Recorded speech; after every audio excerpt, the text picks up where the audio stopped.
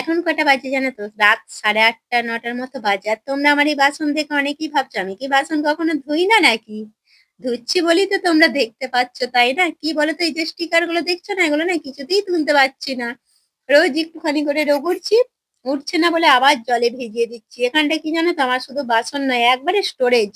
এই যে সাদা বাটিগুলো দেখতে পাচ্ছ, ঘরে যেখানে যা যাবতীয় আমার ধোয়ার থাকে এখানে এনে রেখে দিই।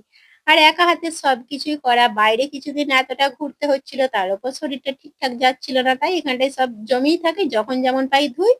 আবার তো ওই রান্না খাওয়া বেরিয়ে যাচ্ছে, এটা আর নতুন করে বলার কিছু নেই। তাই এখন সারাদিনের কাজের শেষে যতগুলো পারছি ধুয়ে নেবো, আবার কাল পরের দিন সকালে একদম ফাঁকা হয়ে যাবে। সবসময় যে আমার জড়ো থাকে তা নয়, আর সবসময় যে ফাঁকা থাকে সেটাও তোমরা বলবো না, যখন যেমন তখন তেমন। তারপর দিন একবারে চলে এসেছি, এখন বাজে সকাল 7:30। আগের দিন যতগুলো বাসন ছিল আমার এখনো এই বাসন ধোয়ার মেশিনের মধ্যেই পড়ে আছে, এরপরে বার করব। আর সকালে এতটা ঠান্ডা না, প্রচন্ড ঠান্ডা লেগে যাচ্ছে, তাই টুপিটা একটু ফ্রেশ হয়ে নিয়েছি। তার আগে ফ্রেশ হয়ে টুপিটা আর হালকা গেঞ্জিটা পরে নিলাম, পরে নিয়ে মেশিন একবারে চালিয়ে দিলাম। আর তারপরে চলে এসেছি জানালার দিকে রোদে, ছোট সোনাকে একটু বসাবো। এই রোদটা এখানটা ভালো আসছে তো, একটু রোদে বসলে শরীরটা ভালো লাগছে। আর এগুলো কাজের রুটিন সব লিখে রেখেছিলাম, সমস্ত রুটিনটা একবার পড়ে নিয়ে ওইদিকে ভাত বসিয়ে দিলাম। আর এই কয়টা না কালকে আমার মেয়ে ছাদে দিয়ে এসেছিল, দেখছি একটুখানি নুন আরো ভালো করে মশলা দিতে হবে, তাই আজকে সামনে রেখে দিলাম, মশলা দেবো। আর এখন বাজে 7:30, জল দিয়ে দিয়েছে, এদিকে জল ভরা হচ্ছে, তারপর চলো আনাজগুলো সব গুছিয়ে দিচ্ছি। সকালটা এইভাবেই শুরুটা আজকে করলাম। রোজ কিন্তু আমার সকাল শুরু এইভাবেই হয় না।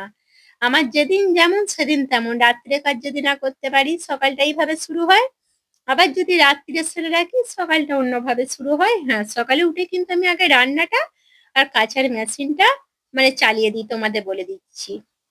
আর বাসনগুলোর ব্যাপার হচ্ছে, একটু জলটা না মেনটেনও তো করতে হয় জানো, কারণ আমাদের হচ্ছে মাপের জল। একদিকে ওই যে কাঁচা চালিয়ে দিয়ে একদিকে যদি বাসন চালিয়ে দিই না, এক ফোঁটা জল থাকবে না। সেই কারণে আর একটা বটে, সবসময় তার মনে থাকে না এক জিনিস বলতে।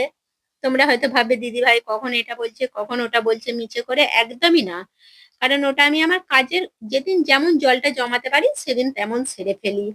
যেদিনে কাঁচাটা বেশি পড়ে বাসনটা একটু রেখে দিই, যেদিনে দেখি বাসনটা আমার প্রচুর ইম্পর্টেন্ট সেরে ফেলতে হবে সেদিনে কাঁচাটা একটু রেখে দিই। এইভাবেই একটা সংসার, তোমরা বুঝতে পারছো, এদিক ওদিক এদিক ওদিক অ্যাডজাস্ট করতেই হবে। তারপর দেখো আনাজগুলো সমস্ত কেমন গুছিয়ে নিলাম, আগের হাট পরের হাট করে সমস্ত গুছিয়ে নিলাম যাতে নষ্ট না হয়ে যায়।